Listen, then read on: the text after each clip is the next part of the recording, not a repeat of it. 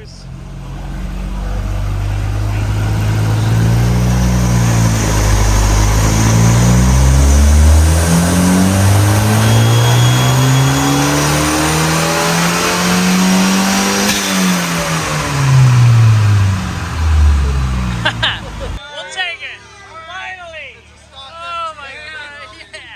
Welcome back to Dyno Machines. I guess we should add a little context to this video. There's an internet forum based on Volvos called TurboBricks.com. Every year we do a couple gatherings, shall we call them. Whoop, whoop. Whoop, whoop. And well, one of them is my favorite, SouthEast Meet. It's hosted by Kenny Howard, his private dyno and his beautiful shop in the woods, surrounded by old Volvos, and he invites all of us from the TurboBricks forum to enjoy the festivities of the weekend. Usually everybody gets there early Friday, we hang out, tinker on cars, we go to a test and tune Friday night, and then have a big cookout on Saturday. This year is special. It's our first year of a craw boil. It's something Kenny's been trying to do, which is greatly appreciated, and is delicious. As a New Yorker, man, I love me some mud bugs. Unfortunately, the guy that was buying the red 245 backed out a few days before we left, and I had no time to put anything else on the trailer. I couldn't bring the RX-7 down to take to the drag strip, nor could I put it on the dyno to figure out what it makes with the new turbo. So Kenny just said, bring on the red wagon, and we'll work on it.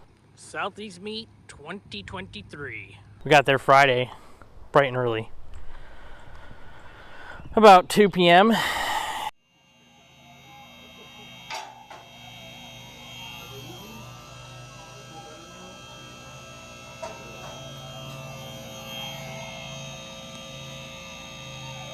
And bullshit for a while, and met a subscriber of mine and a buddy of his, Lee, and his buddy Kyle. What's your assessment, Lee? It's 8-year-old tires on the drag strip. It's ready, you think? Oh yeah. Lee, who I met for the first time at another TurboBricks meet called Mountain Meet, which is our fall time meet that we do in the mountains of North Carolina, and we camp out and have a huge cookout and drive around the woods like idiots, which is an absolute blast. So Lee used to work in a transmission shop, and he said, you know what, I bet we could put a clutch in the red 245 in about an hour or two. And sure enough, he and his buddy Kyle Wilson, whatever you want to call him. I'm sorry! I'm sorry! Hopped under my car and started cranking away on some nuts and bolts. And don't you know, we were able to knock out that clutch in about 2 hours.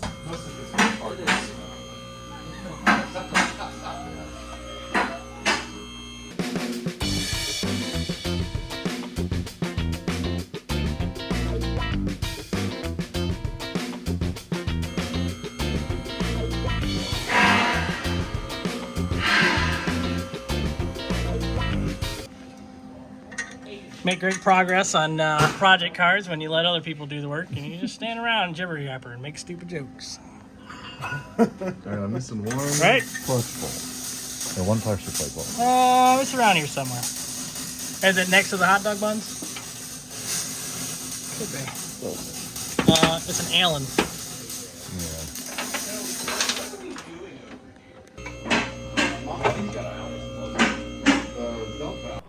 Unfortunately, the car didn't seem like it was up to going to the drag strip, so I didn't take it. It still needed to be tuned, and the car wasn't ready to be on a dyno in the first place, but we brought it anyway. So with the car not being ready to be tuned, we went to the drag strip and we hung out. We had a good time. The tractor's time racing. It's more like a time attack, though. Yeah, it is. Yeah, I think the tractor's just doing hot laps right now. No, he's got to bed the stuff in.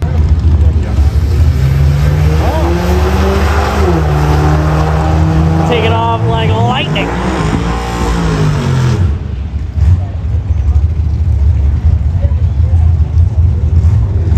Hold on, it's almost done. There he goes. Oh, my good old red locks. Running a 15. We saw a gorgeous Mustang. That was probably one of the fastest things that I've ever seen.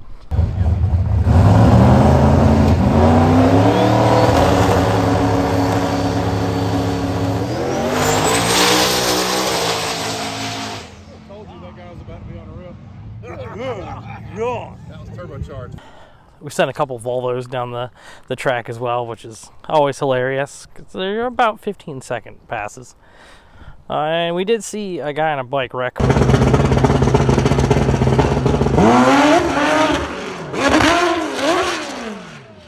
Day 2, we got back into my car and tried to adjust the clutch, and I thought I was going to take it for its first drive and have a lot of fun, but rolled down the driveway and left in a nice smoky little burnout, and I broke the clutch cable. I broke the clutch cable.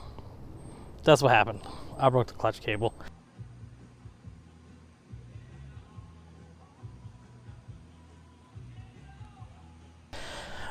Lee said he accidentally over tightened it, and he definitely saw that it pulled through a little, but what am I gonna do? Blame my subscriber for breaking my car? Yes, damn it, Lee.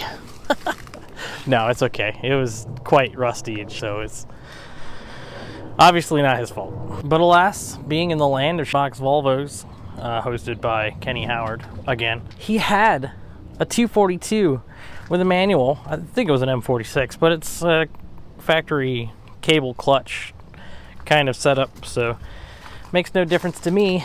It was a 242 manual, so of course it had the clutch cable we needed, and well, you bet your ass we robbed it.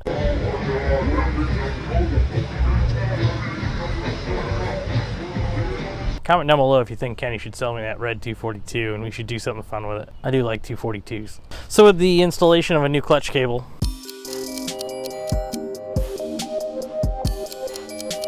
everything was good to go. Drove the car around a little bit, but we had to take a quick break for the most important part of the weekend.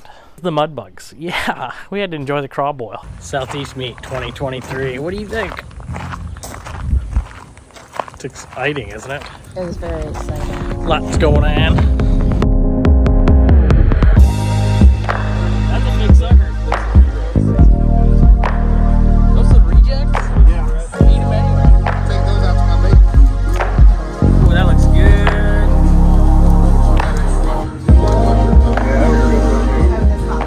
We went, we stood there, we ate some crawdads for the better part of 2 hours. Just standing there, shucking them away. Kenny bought 5 bags of crawfish. Oh my goodness, it was a blast. You want to talk about pigging out? I pigged out. Ugh, it's my food baby. I'm not actually pregnant. It's a food baby. I promise. Kids are expensive. And then we played around on the dyno some. Spaceman.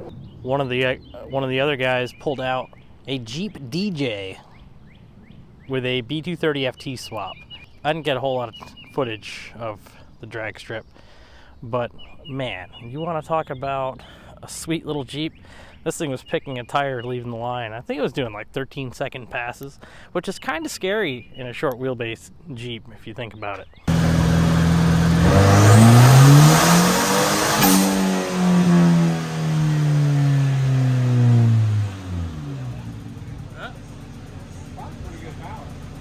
What were the numbers on it?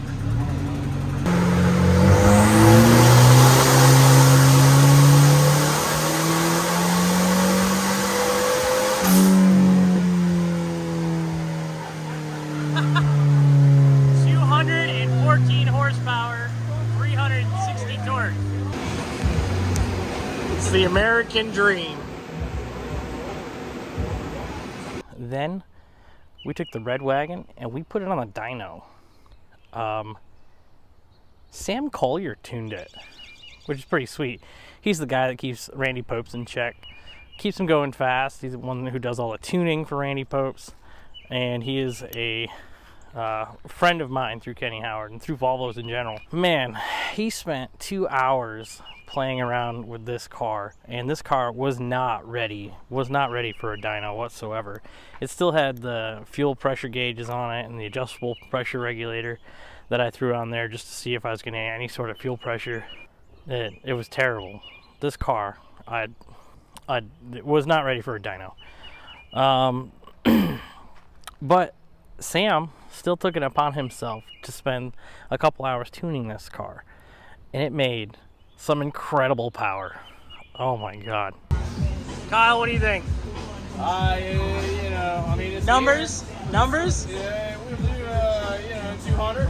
200? 200. I don't know, that's wishful thinking. It's kind of a, How much boost? I don't know. It's whatever it's making. 11. Yeah. I bet it's at least 11. That's 11 pounds. 11. It knocks a little bit. So, yeah. Let's see what happens.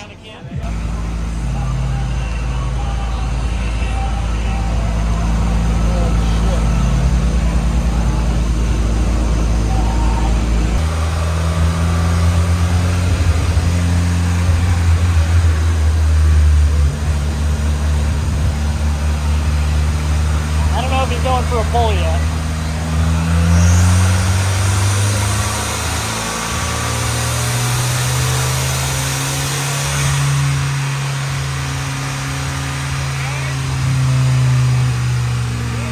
Here goes.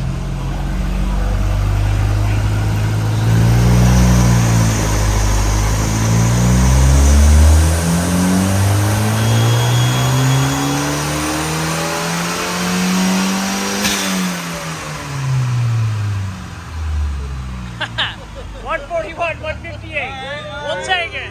Finally. Oh my God, yeah. Well, $141, $158. Yeah. Sam says there's a lot more in it. Hustling that Those numbers. We'll see what we can do. That's a rookie number. Rookie numbers, yeah. Well, considering the car was free and it's all junkyard parts, we'll take what we can get, right? 140 free horsepower. 140 free horsepower. I mean, the parts were expensive. It's better than like 114, right? 114, that's a good true, way to look yeah. at it. Yeah, Good way to yeah. look at We'll take 141. We'll see what it does.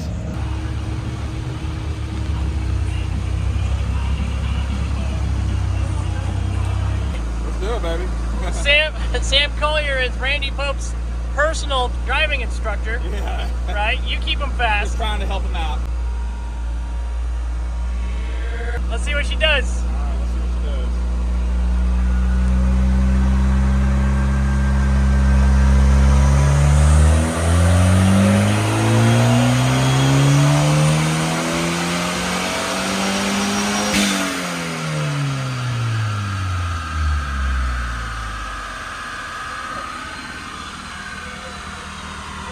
He's rich. A little rich, A little rich. But, not bad. yeah, it looked pretty good, Better actually. than what it was doing. Yeah, not a whole lot. Not a whole lot of power. But that 7 pounds of boost, it was doing like a weird lean out kind of power dip thing. And I just told Sam, hey, you know what? Don't worry about going too crazy with the tune on this thing because it's not worth it. There's no reason to stress the car, stress yourself. It is unfortunate that the guy backed out of buying the red 245. It means I'm tempted to spend more money on it and continue building it, which I don't want to do because I would rather spend the money to build the Amazon, but that's out of our control.